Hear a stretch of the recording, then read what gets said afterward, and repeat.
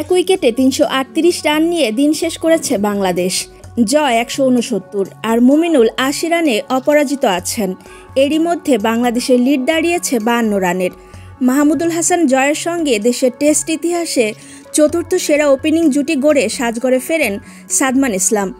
Irish বাঁহাতি spinner হামফ্রিসের বলে কাট করতে গিয়ে উইকেট রক্ষককে ক্যাচ দিয়ে ফিরেছেন এই ওপেনার। ১৬৮ রানে ভাঙে ওপেনিং জুটি। সাদমান ১০৪ বলে ৯-৪ আর ১ ছক্কার করেন ৮০ রান। এরপর মুমিনুল আর জয় মিলে অবিচ্ছিন্ন ১৭০ রানে।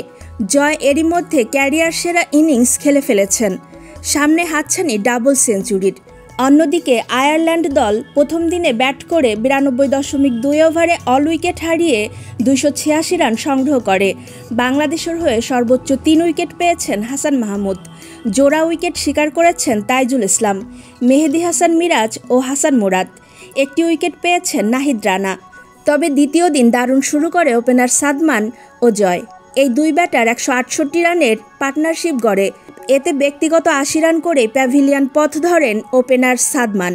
আর দ্বিতীয় উইকেটে মুমিনুল সাথে জুটি গড়ে সেঞ্চুরি পূরণ করেন মাহমুদুল জয়। অন্য পাশে মুমিনুল করেন ৮০।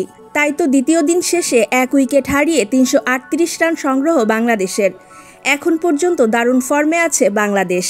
দর্শক, এই ছিল খেলাধুলার খবর। পরবর্তী আপডেট পেতে চ্যানেলটি সাবস্ক্রাইব করে সাথেই থাকুন।